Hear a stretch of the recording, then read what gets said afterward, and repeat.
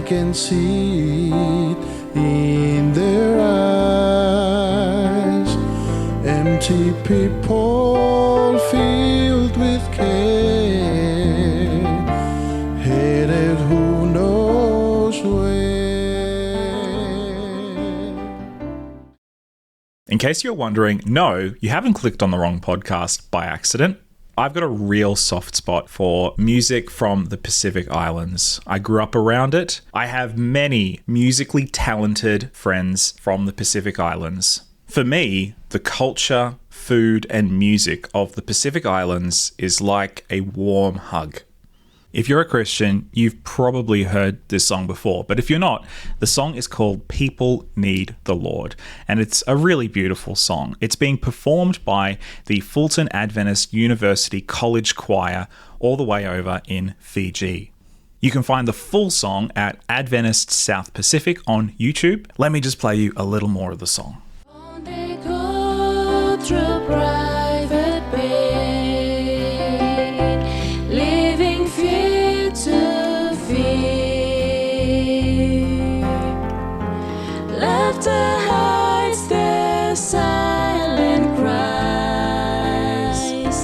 Only Jesus hears. People need the Lord. People need the Lord. At the end of broken dreams, Is the open door.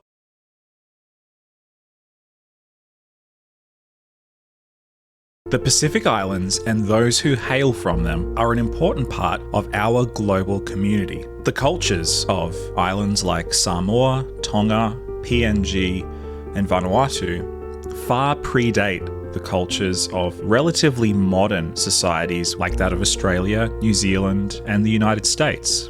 If you've been paying attention to the news in the last few years, you'll also know that they are important strategically for the big players on our world stage, such as the United States and China. Now, you might be wondering what any of this has to do with refugees. Well, today we're talking about climate change. Climate change is undoubtedly a controversial topic in the current political discourse. But we're going to do our best to steer away from the controversy and focus in on what we know factually. And what we do know is that climate change in the Pacific is not just a problem for tomorrow. In case you didn't know, the Pacific is experiencing the effects of climate change on a much more severe scale than almost any other place on planet Earth. According to the United Nations, more than 50,000 people in the Pacific are forced to leave their homes because of climate change and weather disasters every single year. And as we're going to find out in this episode, this is creating massive problems in the Pacific, not just for people, but for the cultures and the communities that they live in. Today, we're going to be talking to 3 people. Sahara Anai was born and raised in Samoa, at Motuotua in the capital of Apia. Sahara's first language is Samoan, and her second language is English. She also speaks a couple of other Pacific languages, just to, show off. She has a Bachelor's of Environmental Engineering, majoring in fluid mechanics, and is about to kick off a master's degree in Indigenous Studies. Sahara has worked extensively in the water sector in the Pacific, including places like Fiji, Samoa, Solomon Islands, the Cook Islands, Vanuatu, Papua New Guinea, New Zealand, and Australia, as well as in Southeast Asia. Sahara has been recently appointed as the International Program Director of ADRA New Zealand. ADRA, as you may remember from last episode, is the Adventist Development and Relief Agency, a worldwide aid organisation that has local offices in many countries all around the world. We will also be talking to Dr. Tracy Mafileo and Taupo Tani. Tracy and Taupo are a power husband and wife team with expertise in many different areas. Tracy is a social science researcher and educator with more than 20 years of experience with projects around the Pacific region. Tracy has published and presented internationally on Pacific social development and social work. Taupo was born in Tuvalu. He grew up in Nauru and he spent time in Kiribati before settling in Aotearoa, New Zealand. He's worked for 7 years as a facilities management director for a campus in Papua New Guinea, overseeing property maintenance, sewage, water and power supplies. Together, they serve the Pacific region through Mana Pacific Consultants. Mana Pacific provides consultancy and procurement for Pacific communities all throughout our region. They've sent hundreds of packages of all sorts from New Zealand to the Pacific to aid in areas of water treatment, food, building supplies, and much more. I should also mention, I have a personal connection to Tracy and Taupo because I used to pastor the church that they attended back in Palmerston North, New Zealand. Shout out to Palmy. So that's who we're going to be talking today, and we're going to be switching back and forth between Sahara and Tracy and Taupo. They have different perspectives on some of the topics we'll be talking about, so if this is new to you, I invite you to sit back, listen with an open mind, and hear what they have to say. This is Science Radio, episode 213, Climate Refugees.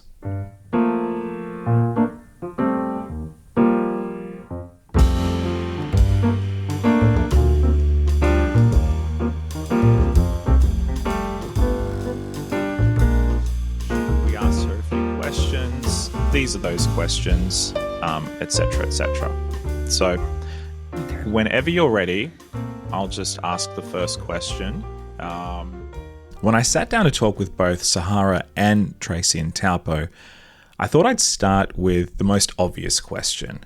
What does climate change really look like in the Pacific on a broad level? The Pacific Islands are some of the worst impacted places in the world in terms of climate change, which has been caused mostly in other parts of the world.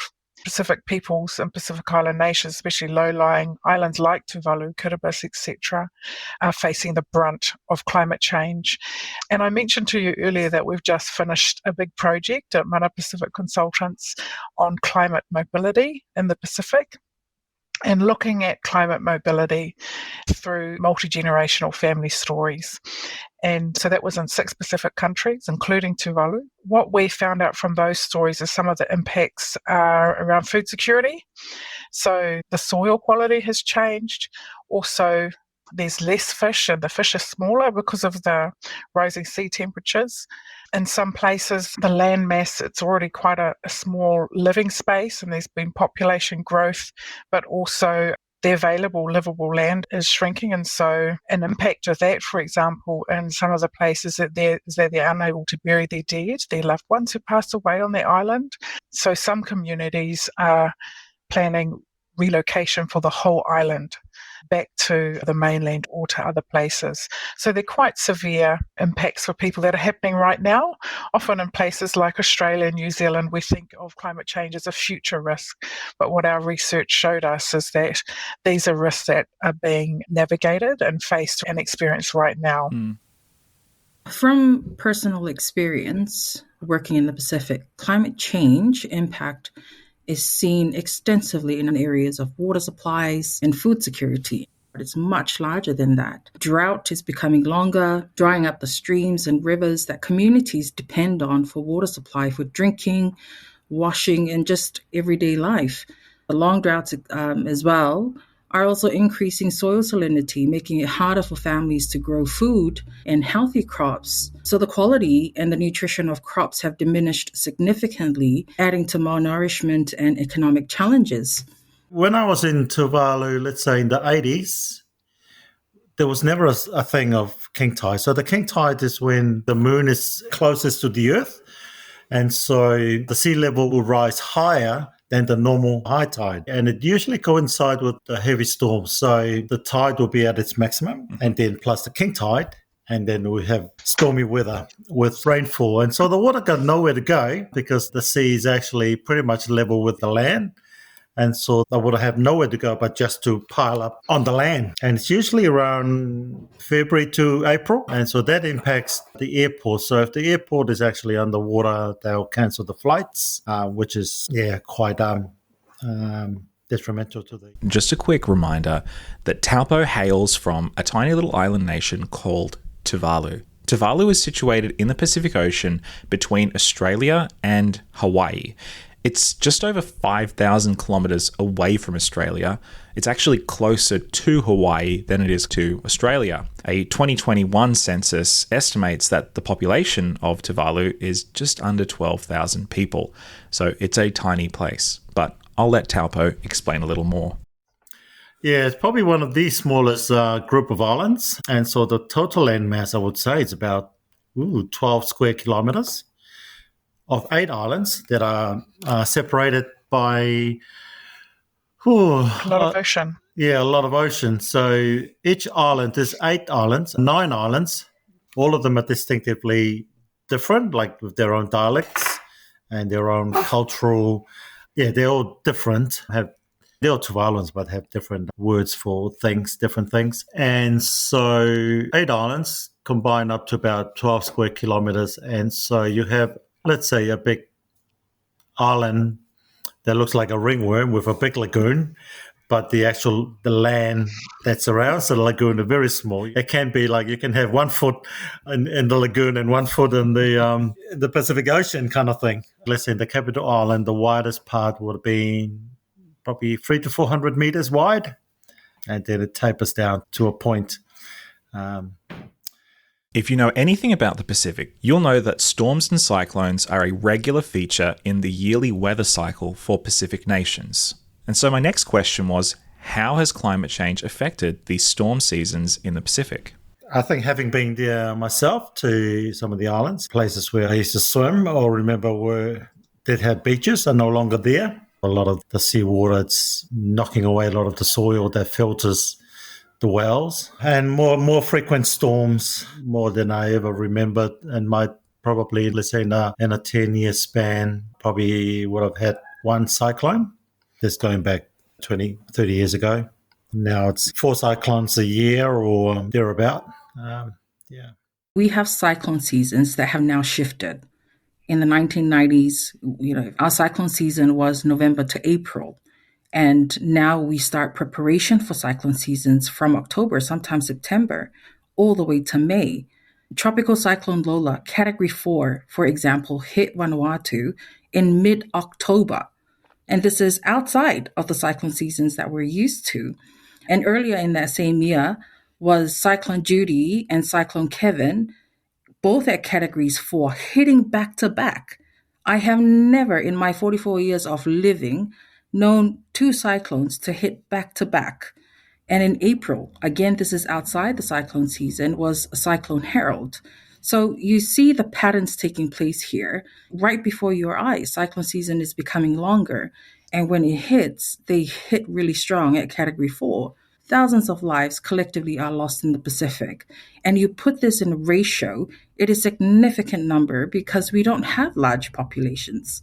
Then there are also a number of deaths due to post-cyclone impact, which is sometimes underreported. There is millions of dollars lost in livelihood and infrastructure, and it's always too much for our Pacific nations to bear. But we're resilient people, and we continue to push on. My next question was, how are people responding to the challenges around increasing storms and rising sea levels? You might remember I quoted from the UN at the beginning of the episode that 50,000 people per year are now having to leave their homes because of climate change. So where are they going? Migration is also increasing in our communities because of this as well. We're finding that our communities are migrating to other places in search of refuge because of these challenges. The community in Butmas, for example, in Santo Vanuatu, we've been working there in the last 5 to 6 years. And it was a small and thriving community of about 170 households. That's roughly 1,200 people. And this has come down to about 20 households now. And that's only roughly 140 people. And this migration towards the coast is because of water shortage. So climate change has pushed more people in our communities as well to send their children to work in things like RSE, for example, and to work in towns and cities to earn an income because they can no longer depend on their lands and oceans to sustain them. And this is very sad to see. Talking with communities, their preference is to continue to work their lands and oceans. Their community settings is what they are familiar and comfortable with. But this is changing for them because of the impacts of climate change. We are also finding that our hikes to look for water sources are much higher up the mountains now, to look for spring water sources that comes through the mountain rocks. Papua New Guinea is the same. The region in Biala in West New Britain, where we work, was a thriving community with rainfall, and that's changing. Once dependent on rainfall harvesting, has now changed to water wells and boreholes to extract groundwater. Rewa, Fiji, for example, where we work, has very high soil salinity, making it difficult for crops to grow. And on top of that, sea level rise is pushing communities further inland. And this is not easy for communities because you're talking about taking them away from the only home they know to somewhere unfamiliar to them. And it bears huge cultural and psychological consequences for these people. When I was there in February this year, this is one of the conversations that we've had because our project there is all about climate change, climate impact, and resilience in communities. And they have had a few years ago, a community moved to higher grounds. And it just bear a lot of burden on the people that they have had to move. And where we work at Rewa, there is a plan to relocate the region of Rewa higher up because of sea level rises. These are people who live right near the coast, and they are already seeing how unsuccessful that's going to be. Because of this, you're talking about moving cultures at the same time. How can you move somebody who has known the waters all their lives to mountains? There's just a huge emotional and mental shift on top of that comes from that kind of shift. And all of this is because, and these are the things that we're seeing in the Pacific, of people bearing the consequences of climate change. The first thing to say is that mobility or migration or navigating across the vast oceans that is the Pacific is something that Pacific people have always done. Our ancestors have been navigational people. Climate change and the impacts on the environment because of that are more recent situations that are, propelling migration. Most of the climate mobility that is happening in the Pacific is internal more than it is international. So people moving further inland away from the oceans or moving to mainland within their countries. That's what most of the climate mobility is and will probably continue to be. There's a lot of assumption that people need to or want to move to, let's say, New Zealand or to Australia, full stop. And almost it's like a one-way traffic. But one of the high-level things from our research was that mobility is more circular than that. So sometimes there might be an individual or some members of a family who will go overseas in a seasonal employment scheme to earn money. The resources from that come back. So in that sense, the resources are circulating back. Even when people do migrate to Australia and New Zealand, there's a desire also to be able to go back, even if temporarily. One of our case studies was in Tokelau, and they have New Zealand citizenship, so they're able to migrate to New Zealand. And a lot of that migration might be for healthcare. But one of the themes that we found is that people want to be able to return back. There's a connection to land. People want the freedom and to have lots of options. Some people will move, other people will move and then will want to come back. Some people do not want to move. And so we found that it's really important in the context of these climate change impacts to be able to look at ways that people can be supported to stay in place. So that might be dealing with the water access issues or food security issues. Because the question tends to be about people wanting to leave the islands to come to Australia, there's not enough questions to ask about what happens after that because people will still want to go back home. But the question ends as, when can you go overseas so you can earn money? Which is a valid question, but I think the question needs to go further because then you, like Tracy said, you then see the circular motion happening And the other thing to add too is that there's also a feeling like if people do leave, there's a sense of abandonment. While some families might move, there's always a family presence back in the land. I mean, I remember one case study where the lady didn't want to move because who's going to look after their buried Late husband. late yeah. husband. But that's not saying the impact is happening around her. It's just that their sense of belonging is loyalty is like more family connected to the land because of what it is to them and how it's holding all their historic connection and the people that have been in the past. There's two concepts I want to mention here, Jesse, and one is dignity, and people often talk about migrating with dignity, and in the context of people moving because of a refugee status or moving because of climate change, the important thing is that people can move with dignity. What this could mean, for example, is a family or communities or people moving to New Zealand. It's not just about getting and then being able to stay in New Zealand, because there's lots of challenges that can be faced. For example, housing access is really challenging. Getting a healthy home when people are used to warmer temperatures, and all of these things, if people don't get good quality housing or affordable housing, that can affect their diets, nutrition, health, respiratory things, and access to other needs like education and those types of things. So those are all, when people can move with dignity, that's really important. The other impact of climate mobility because of climate change, it's also the brain drain. If people have to move, there tend to be less people that probably could be available to help, but people have to move, and so they move. But obviously, it impacts on the workforce. The other concept is climate mobility justice, and this is the idea that for most people in the Pacific, they cannot easily move anywhere in the world on their passports.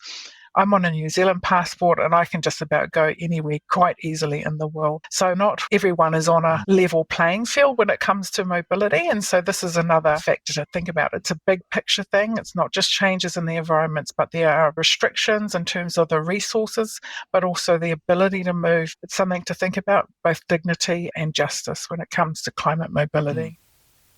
Economy help hard-working Australians get ahead, especially in regional parts of Australia like Canning. The Treasurer has the call.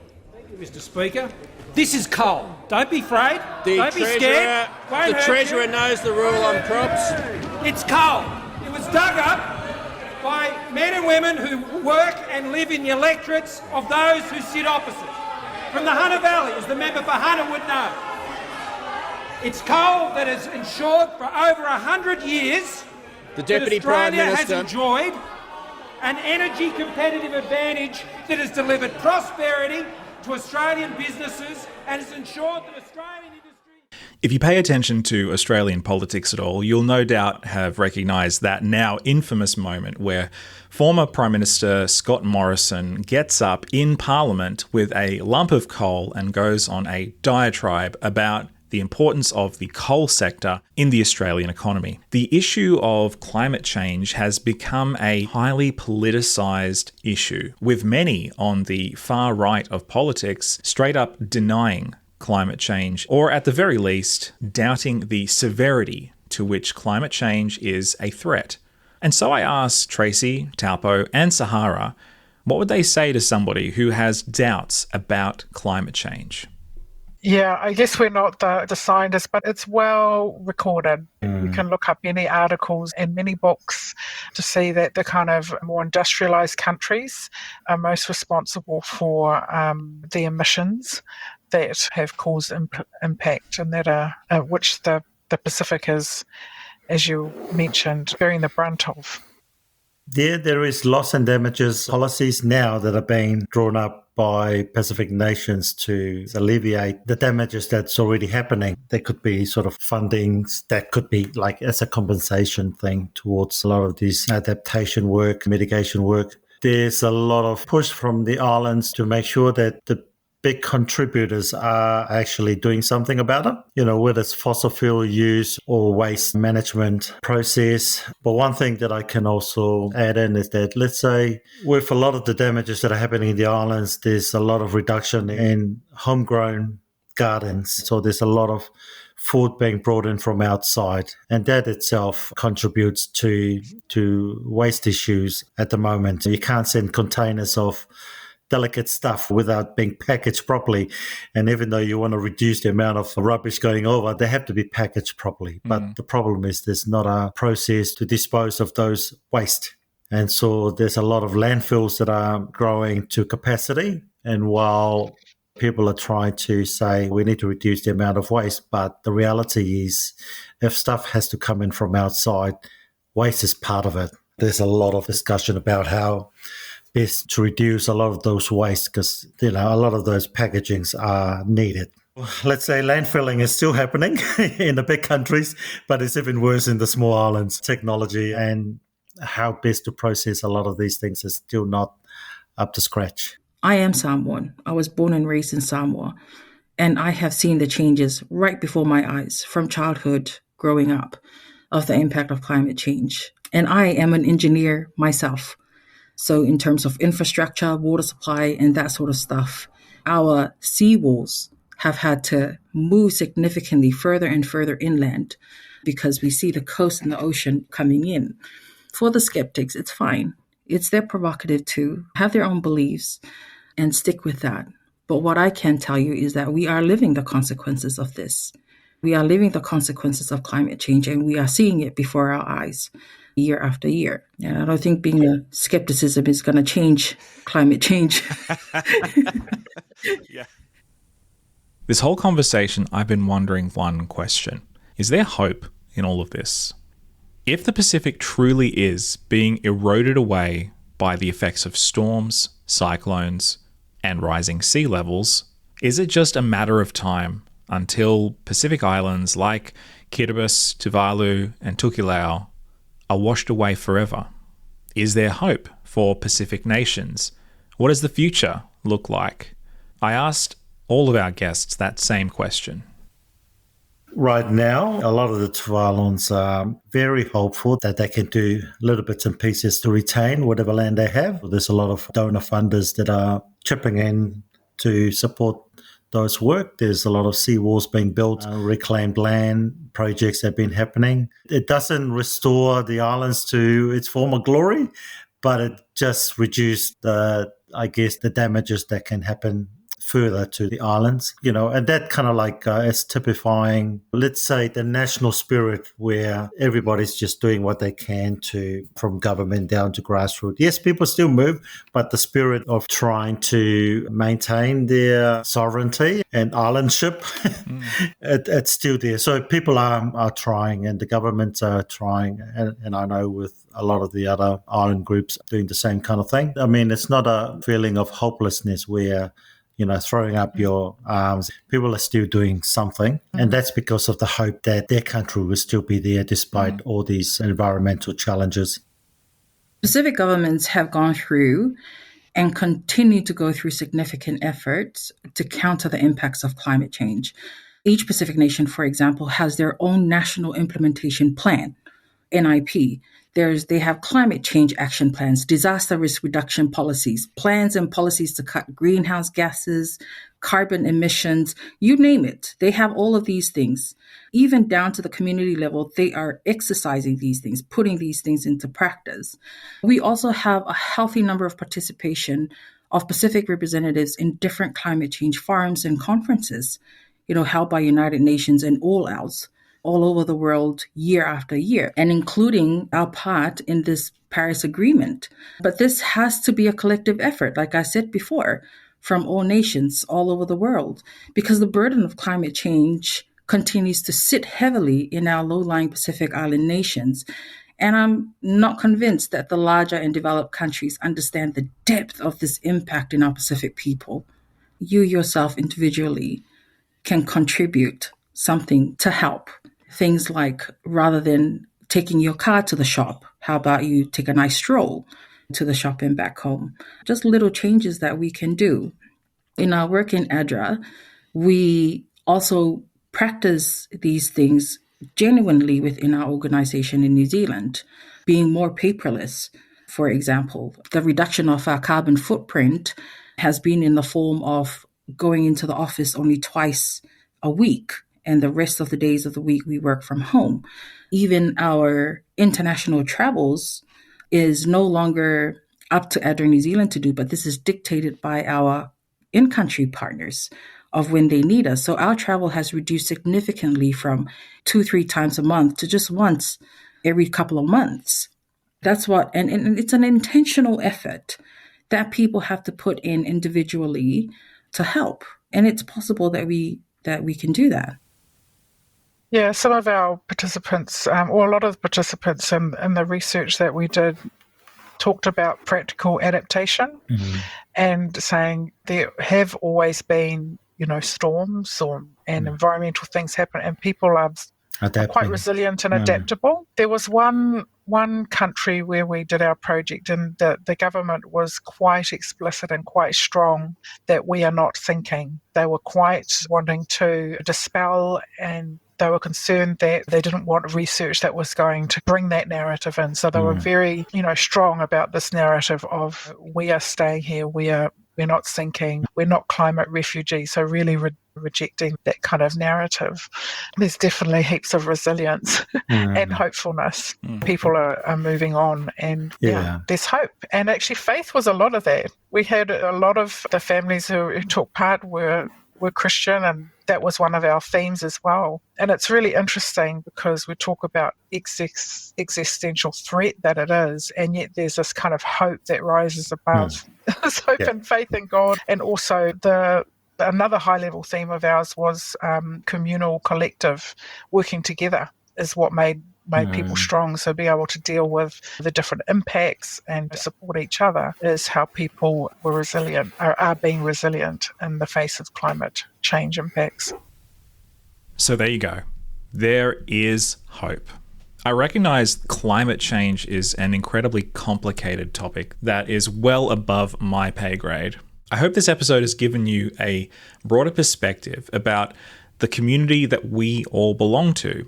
Whether you live in the South Pacific or the United States, Europe, or anywhere else in the world, the reality is we are all connected. The choices we make on a daily basis about how we deal with our rubbish, the kind of cars we drive, the kinds of food we eat, and many more decisions all have an impact, not just in your local environment, but on a global scale.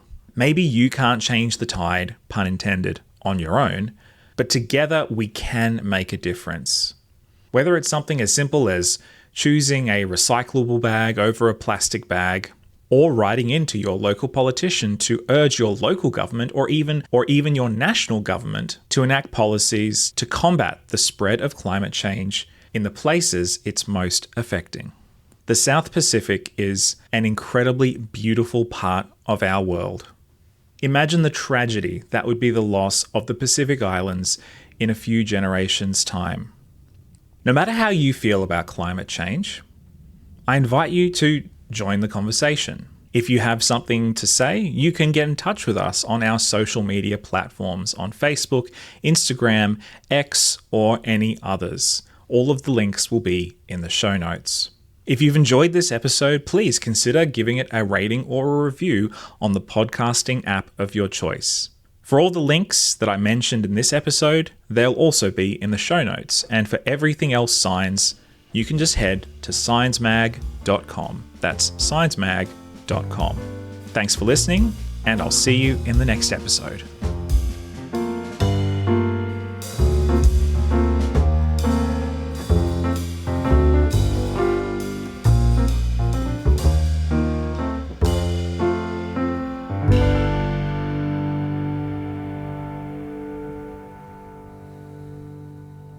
This is an Adventist Media podcast.